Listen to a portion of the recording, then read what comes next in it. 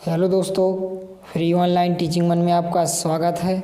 आज हम इस वीडियो में कक्षा 11वीं वार्षिक परीक्षा पेपर भौतिक शास्त्र का हल करने वाले हैं। तो इससे पहले यदि आपने हमारे चैनल को सब्सक्राइब नहीं किया है तो प्लीज़ सब्सक्राइब कीजिए, साथ में बेल आइकन को भी प्रेस कीजिए ताकि कोई भी वीडियो की नोटिफिकेशन आप तक सबसे पहले पहुँचे। तो चलिए वीडियो को स्टार्ट करते हैं। तो यहाँ पर हम सबसे पहले देखते हैं प्रश्न क्रमांक 1। प्रत्येक प्रश्न में दिए गए विकल्पों में से सही विकल्प चुनकर लिखिए। पहला प्रश्न है कि 1 एंगस्ट्रॉम के बराबर होता है, तो इसका बी नंबर का ऑप्शन राइट आंसर हो जाएगा 10⁻10 मीटर। इसके बाद 12 नंबर का प्रश्न कि निम्नलिखित में से कौन सदिश राशि है, तो इसका सी नंबर का ऑप्शन आंसर हो जाएगा आवेग। इसके बाद 7 नंबर का प्रश्न राकेट प्रणोदन किस सिद्धांत पर आधारित है, तो इसका डी नंबर का ऑप्शन आंसर हो जाएगा संवेग संरक्षण। इसके बाद देखते हैं 10 नंबर का प्रश्न किस माध्यम में ध्वनि की चाल अधिकतम होती है, तो इसका ए नंबर का ऑप्शन आंसर हो जाएगा ठोस। इसके बाद देखते हैं ई नंबर का प्रश्न निम्नलिखित में से सर्वाधिक प्रत्यास्थ पदार्थ है, तो इसका आंसर हो जाएगा इस्पात। इसके बाद देखते हैं प्रश्न क्रमांक 2 रिक्त स्थानों की पूर्ति कीजिए। तो पहले खाली स्थान का आंसर हो जाएगा 10/7। इसके बाद 12 नंबर के खाली स्थान का आंसर हो जाएगा अभिकेंद्रीय। इसके बाद 7 नंबर के खाली स्थान का आंसर यहाँ पर जूल हो जाएगा। इसके बाद 10 नंबर के खाली स्थान का आंसर यहाँ पर हो जाएगा 11.4 किलोमीटर पर सेकंड। इसके बाद ई नंबर के प्रश्न का खाली स्थान हो जाएगा यहाँ पर कम हो जाती है या फिर क्या होती है, घटती है। इसके बाद देखते हैं प्रश्न क्रमांक 3 स्तंभ आ के प्रत्येक कथन के लिए स्तंभ आ में से उपयुक्त विकल्प चुनकर सही जोड़ियां बनाइए। तो यहाँ पर ताक्षणिक वेग का आंसर क्या हो जाएगा dx/dt। यांत्रिक ऊर्जा संरक्षण इसका आंसर हो जाएगा डेल के प्लस डेल यू बराबर 0। इसके बाद संवेग संरक्षण क्या होता है डेल पी बराबर 0। इसके बाद बलागुण क्या होता है r vector cross F vector. इसके बाद अभिकेंद्र बल क्या होता है mv²/r। इसके बाद देखते हैं हम प्रश्न क्रमांक 4 प्रत्येक का एक वाक्य में उत्तर लिखिए। इसमें आ नंबर का प्रश्न है कि 1 कैलोरी ऊष्मा को परिभाषित कीजिए। इसके बाद 12 नंबर का प्रश्न है कि ऊष्मा गतिकी का 0वां नियम लिखिए।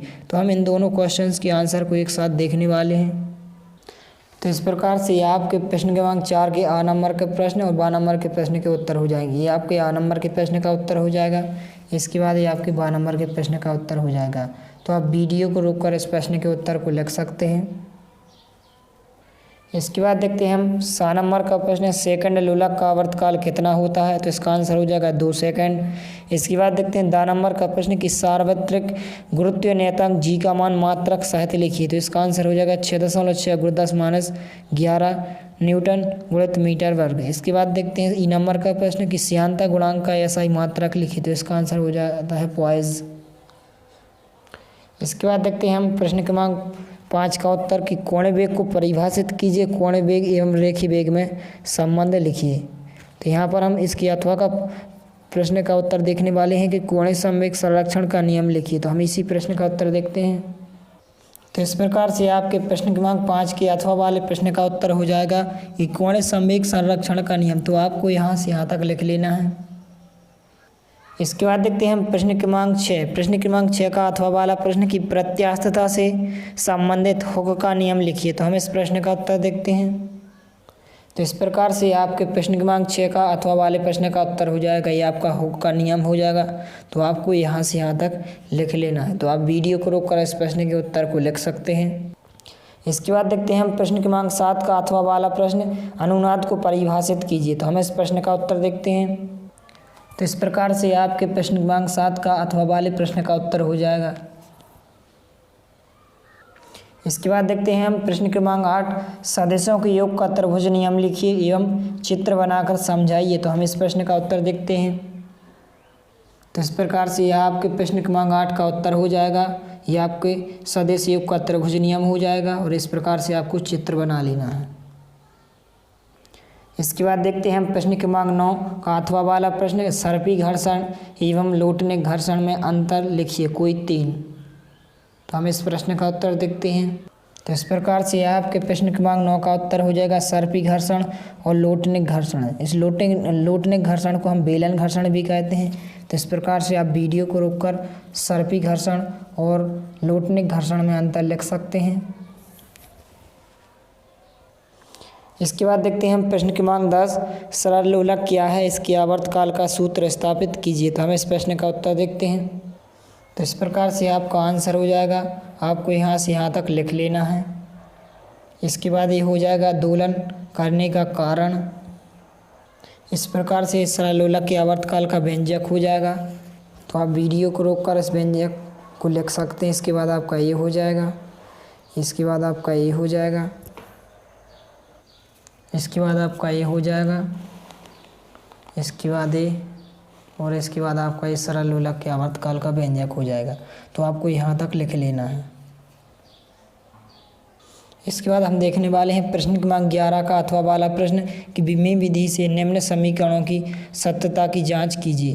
तो यहाँ पर आपको 2 समीकरण दिए गए हैं, इनमें आपको सत्यता की जांच करनी है। तो हम इन प्रश्नों के हल देखने वाले हैं। तो इस प्रकार से आपके प्रश्न क्रमांक 11 का पहले प्रश्न का आंसर हो जाएगा। तो आपके समीकरण s बराबर ut प्लस 1/2 at वर्ग की सत्यता की जाँच आपको इस प्रकार करनी है। इसके बाद आपका ये हो जाएगा। तो इस प्रकार से आप सत्यता की जांच कर सकते हैं। ये आपका LHS हो जाएगा। इसके बाद हम RHS पद देखते हैं। तो इस प्रकार से आप RHS को भी इस प्रकार से सॉल्व कर सकते हैं। इसके बाद ये हो जाएगा। इसके बाद ये आपके क्या हो जाएगा, था दिया गया समीकरण सत्य है। तो इस प्रकार से आपके इस समीकरण की सत्यता की जाँच हो जाती है। इसके बाद ये आपके प्रश्न क्रमांक 11 का दूसरे प्रश्न का आंसर हो जाएगा। इसके बाद आपका ये हो जाएगा, इसके बाद आपका ये हो जाएगा, LHS पद हो जाएगा। इसके बाद आपका ये RHS पद हो जाएगा। तो आप वीडियो को रोककर इस समीकरण की सत्यता की जांच को आप लिख सकते हैं। तो इस प्रकार से LHS बराबर RHS हो जाएगा। इसके बाद देखते हैं हम प्रश्न क्रमांक 12 का अथवा वाला प्रश्न शक्ति को परिभाषित कीजिए, इसका मात्रक एवं विमेय सूत्र लिखिए तथा सिद्ध कीजिए कि P बराबर F vector into V vector. तो हम इस प्रश्न का उत्तर देखने वाले हैं। तो इस प्रकार से आपके प्रश्न क्रमांक 12 का अथवा वाले प्रश्न का उत्तर हो जाएगा। तो ये शक्ति की परिभाषा हो जाएगी यहाँ से यहाँ तक। फिर इसके बाद आपको व्यंजक व्युत्पन्न करना है। तो यहाँ पर ये शक्ति बराबर क्या होता है, कार्य बटे समय। इसके बाद P बराबर W/T। इसके बाद आपको नीचे लिखना है यदि किसी वस्तु पर F बल लगाने से उसका विस्थापन S हो। तो इसके बाद हम देखने वाले हैं आगे। इसके बाद लिखेंगे हम किया गया कार्य W बराबर F। इसके बाद समीकरण 1 व 2 से। इसके बाद आप आगे देख सकते हैं कि P बराबर F गुणित V। इस प्रकार से आपका समीकरण सिद्ध हो जाता है कि P बराबर F इंटू V। तो इस प्रकार से आप वीडियो को रोककर इस प्रश्न के हल को आप लिख सकते हैं। इसके बाद आप नीचे ये भी लिख सकते हैं। इसके बाद हम देखने वाले हैं प्रश्न क्रमांक 13 कोणीय संवेग एवं बल आघूर्ण में संबंध स्थापित कीजिए। तो हम इस प्रश्न का उत्तर देखते हैं। तो इस प्रकार से आपके प्रश्न क्रमांक 13 का उत्तर हो जाएगा। सबसे पहले आपको यहाँ से यहाँ तक, फिर इसके बाद आपको यहाँ से यहाँ तक, फिर इसके बाद आपका ये हो जाएगा, इसके बाद आपका ये हो जाएगा। इसके बाद आप लिख सकते हैं कि इसलिए संपूर्ण पिंड का कोणीय संवेग। इसके बाद आपका ये हो जाएगा। तो आपको यहाँ तक लिख देना है कि L बराबर ओमेगा I सिद्ध हो जाता है। इसके बाद देखते हैं हम प्रश्न क्रमांक 15 ऊष्मागतिकी में चक्र प्रक्रम किसे कहते हैं, इसके विभिन्न चरण लिखिए एवं PV आरेख बनाइए। तो आपको PV आरेख स्वयं को बनाना है। हम इसमें आपको ऊष्मागतिकी में चक्र प्रक्रम किसे कहते हैं इसकी आपको डेफिनेशन बताने वाले हैं। तो इस प्रकार से आपके चक्र प्रक्रम की परिभाषा हो जाएगी। आपको यहाँ से यहाँ तक लिख लेना है। तो आप वीडियो को रोककर लिख सकते हैं। इसके बाद इसके आगे के प्रश्नों को आपको स्वयं ही हल करना है। यदि वीडियो पसंद आए तो प्लीज़ लाइक कीजिए, दोस्तों के साथ शेयर कीजिए और यदि आपने हमारे चैनल को सब्सक्राइब नहीं किया है तो प्लीज़ सब्सक्राइब कीजिए। धन्यवाद।